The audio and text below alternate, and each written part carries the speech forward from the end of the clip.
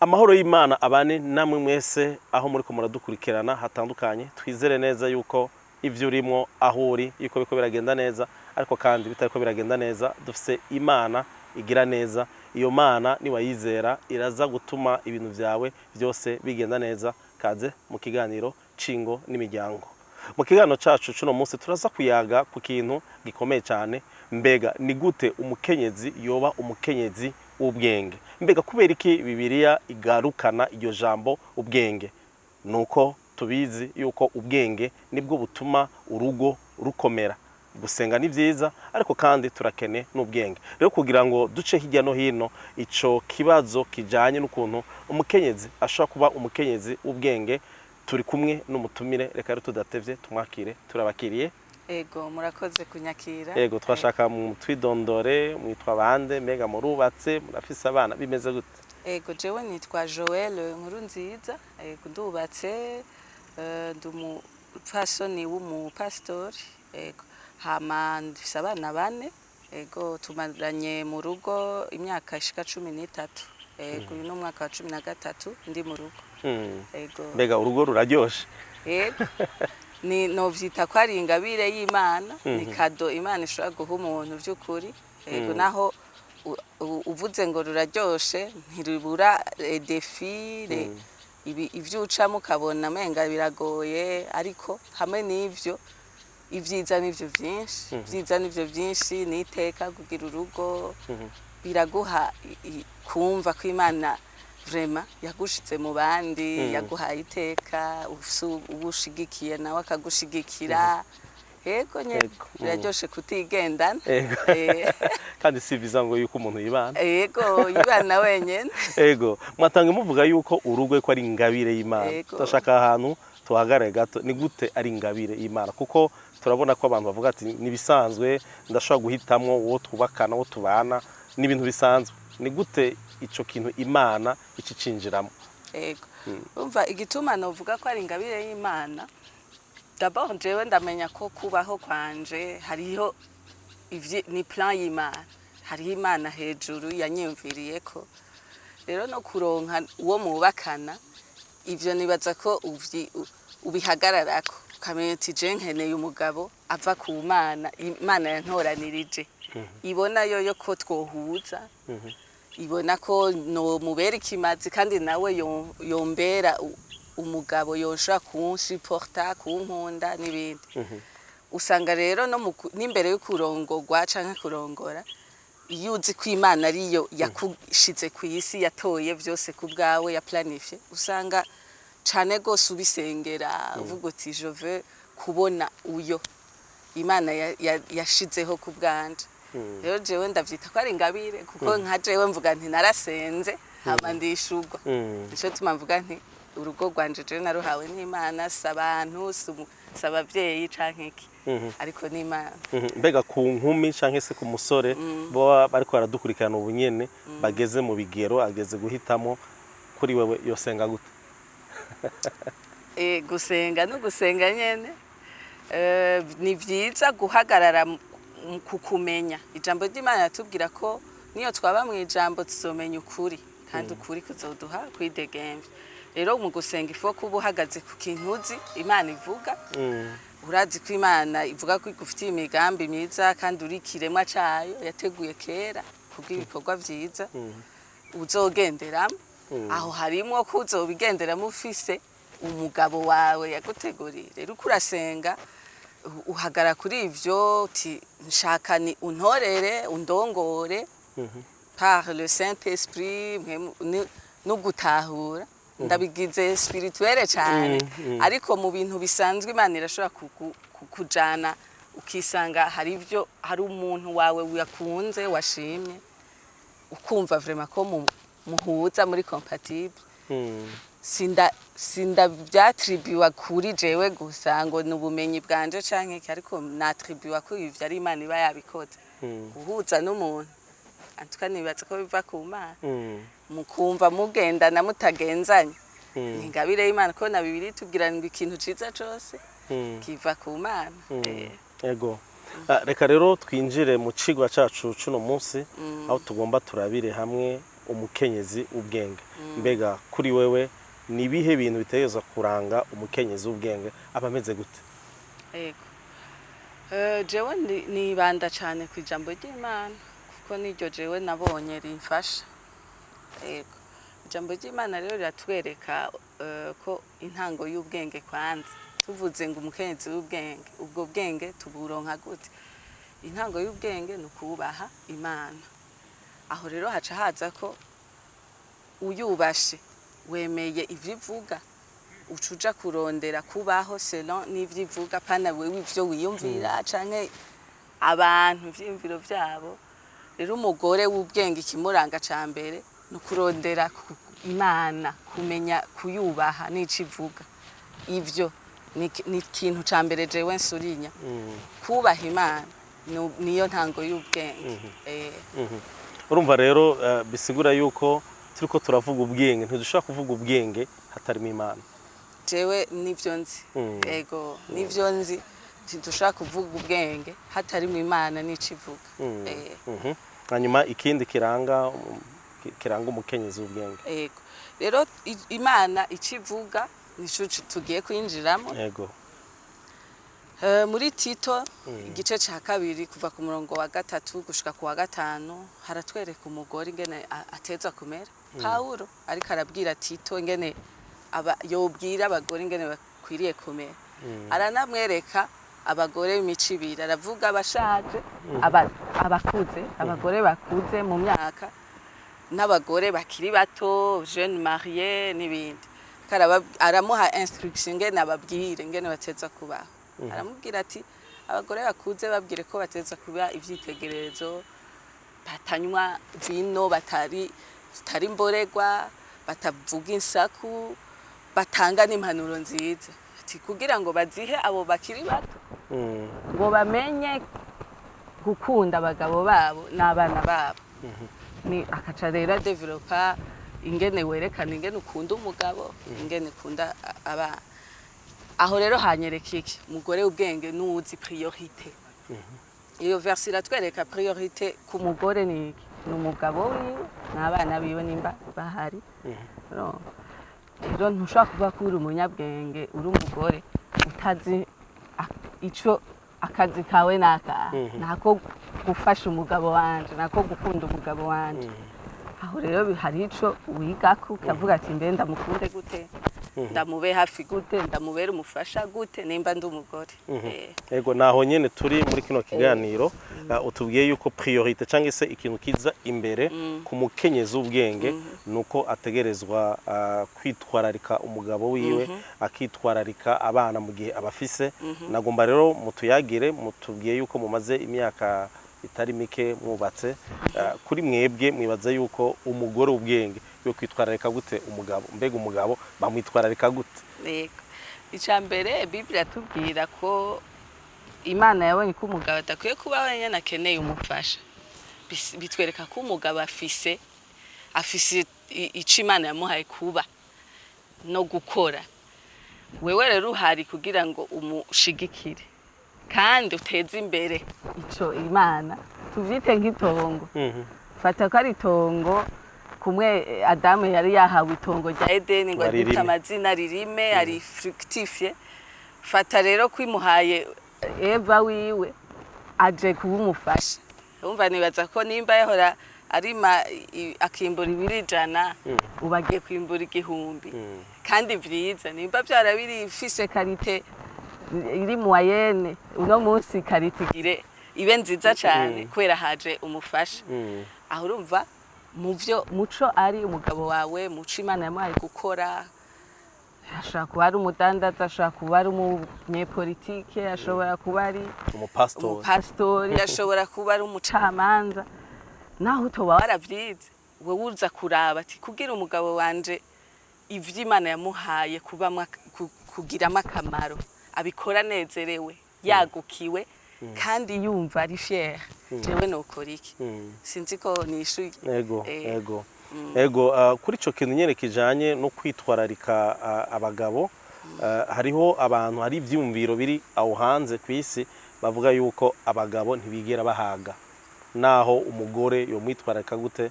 Mbega byo bari ivyo canke se ni nsako?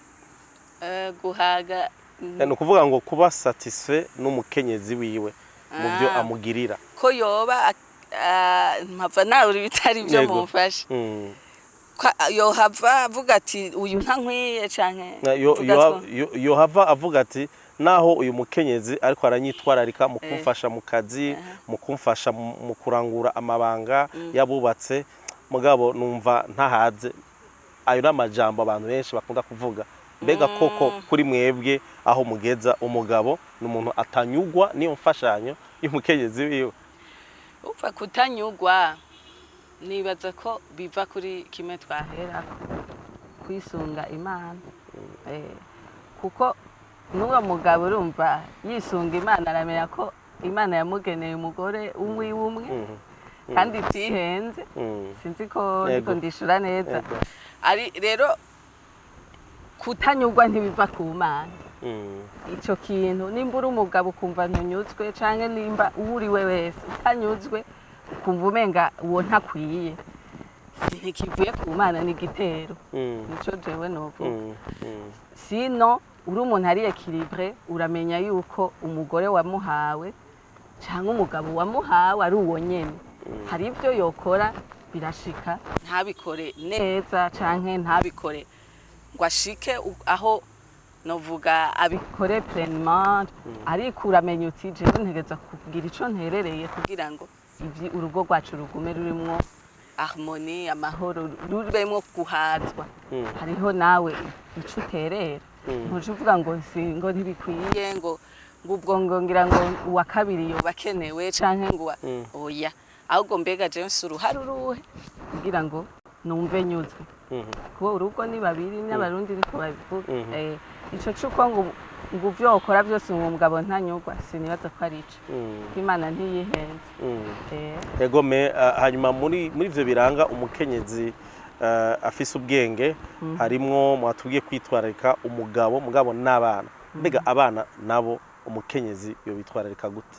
Ego umva abana barakeneye indero. Ico cambere nimba uvyaye umwana aragukeneye presence yawe, kuvyagenda arakira. Influence ziva henshi, urabona turabatwara ku mashuri. Hariho ibihugu numvise abana bamwe baprefera kutabatwara ku ishure bakabigishiriza muhira. Twe ntibirahashika mu Burundi. Rero uwe mwana agiye ku ishure biraryoshe ufise umwanya wo kumenya ivyo yahize. Apana vyigwa gusa ivyo yaronse mu bana bigana mu bo bahuye. Ko hari igihe usanga hari ivyo utereza gusigura gose ukabukijije ubugingo bwiwe mu mibereho.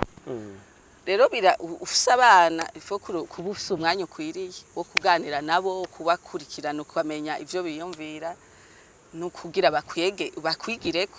Ingeso burya zigigwa ku bavyeyi kenshi ku ruhara runini. Kuko izivuye hanze iyo ufise umwanya uri umuvyeyi urazihindura izitameze neza facilement iyo ufise umwanya. Rero umumama ifo kuronka umwanya ukwiye ku bana bawe. Amba rero twavuga yuko kuronka umwanya ukwiye kugira ngo ushobore kuha abana bawe naco nyene kiri mu bintu biranga umukenyezi afise ubwenge. Ego cyane. Reka rero tubandanye tuyaga ku bindi. Mbega aho bari ibindi biranga uwo mukenyezi? Kuko mwavuze yuko ateza kuba ari umuntu atahura neza yuko ikintu ashira imbere ni umugabo wiwe n'abana biwe. Ho bari ibindi? Ego jewe impagaze kuri irya jambo nyene ryo muri Tito igice ca 2 batubwiye ko aba ari umuntu adahugumba. Guhugumba aba n'umuntu ari retenu, yifata yigumya ku bintu byose biriko biraba. Umva ntajanwa n'ibigezweho byose. Ko ico kintu kirakomeye cyane. Iyo wubatse uraba cyane ngo ubuhagezweho ibi, umugore atesa ameze gutya, ndiko mvuga imvugo yoroshe.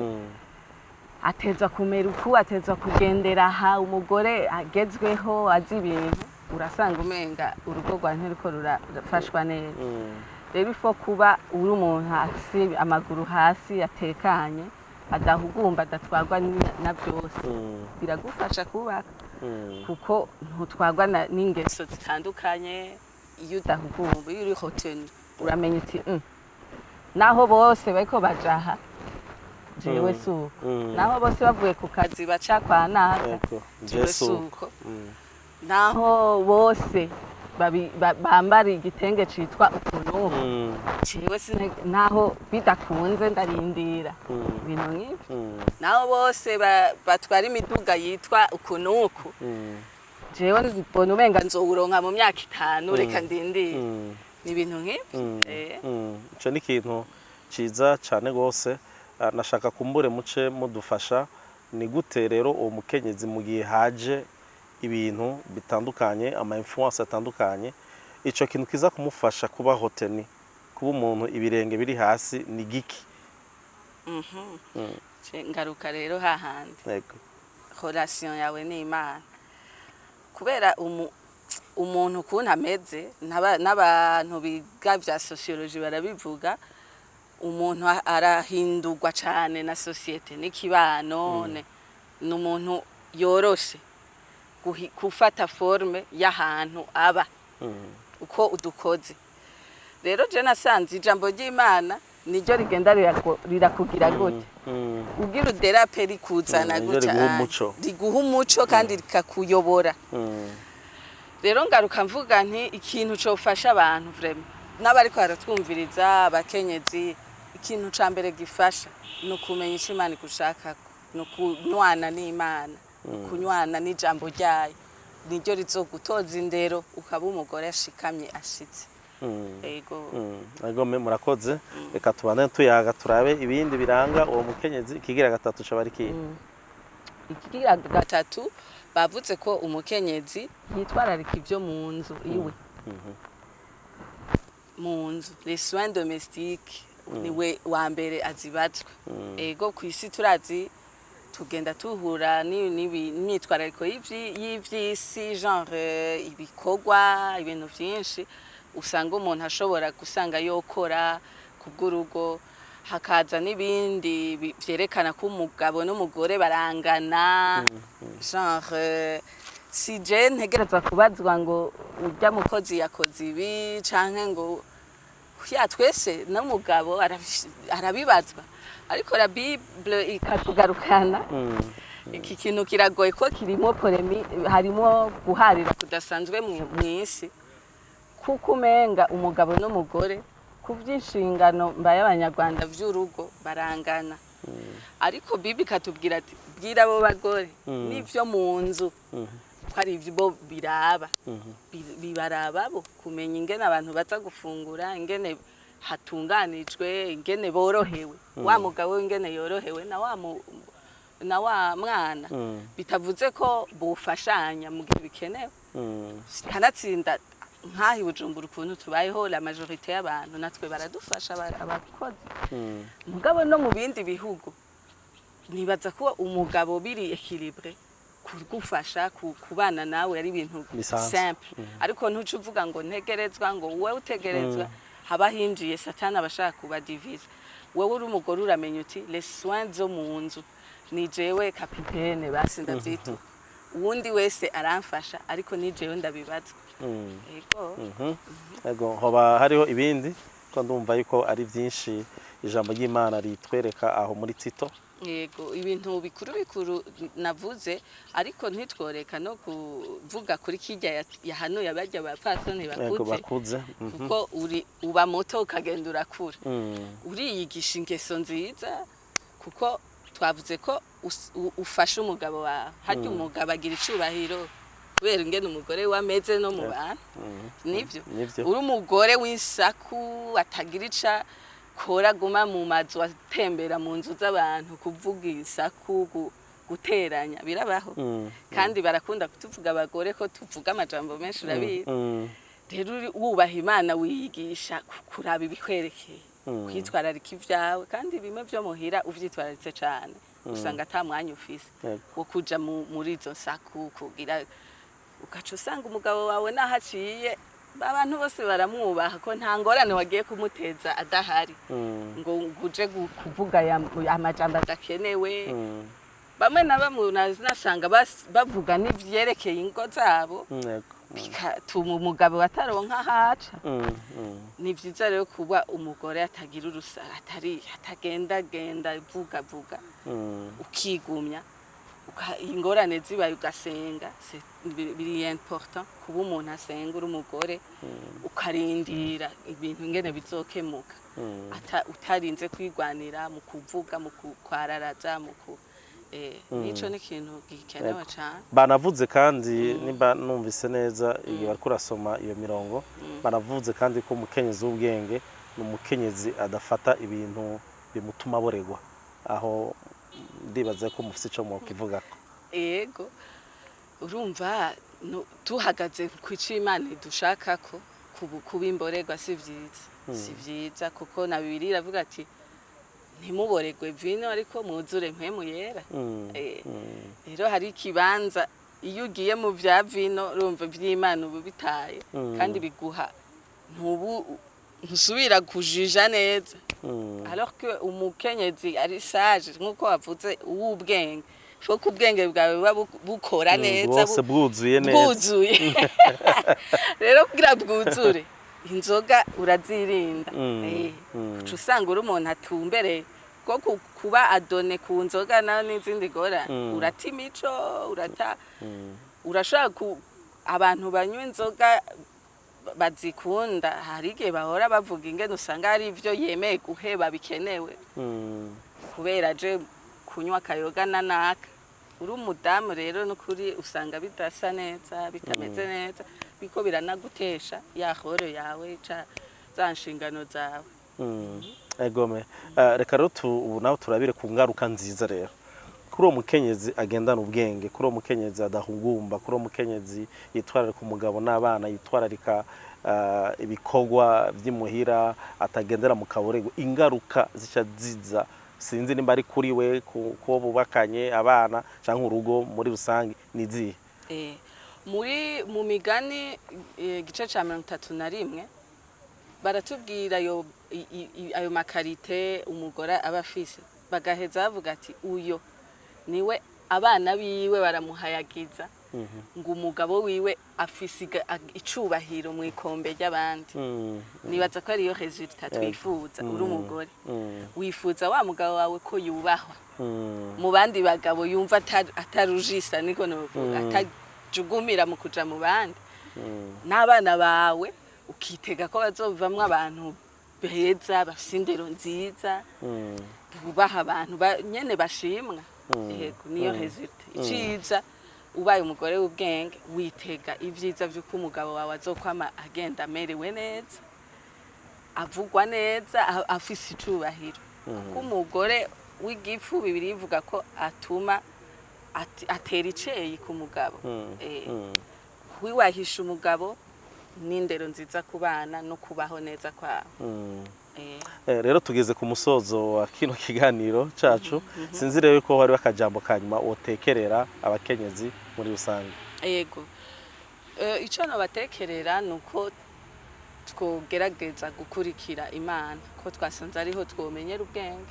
Dukurikira Imana, dutahura ici tugomba ko twige kuyubaha. Urumva turondera ijambo ryayo bidufashe kuvugana nayo, gusenga, kuba umusenzi. Twama twumvise ngo umugore w'umusenzi ni agwana intambara akazinesha. Rero tuba abagore barondera Imana, basenga Imana, ibisigaye nta na kimwe Imana itodukorera. Ubaye umugore w'inda nziza w'ubwenge n'ivyo umugabo wowe ushaka umwitegako, Bibiliya tugira ko bica vyizana, aca atangura nawe guhinduka kubera wowe wabaye umugore mwiza w'ubwenge w'inda nziza.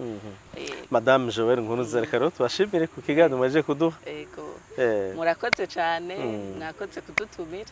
Yego Imana ibahezagire kandi bandanye bakoresha ivy'ubuhizi. Murakoze cyane. Reka rero ndabakengurukire mwese mwakurikiranye kino kiganiro. Nizere neza yuko mwumvise ibintu biranga umukenyezi w'ubwenge. Ubwenge nabwo nta handi buva ku Mana, kandi umukenyezi w'ubwenge iyo yavyifashemo neza bituma urugo rwiwe rukomera rukaroranirwa. Rero mwakoze kudukurikirana mwese naho ubutaha.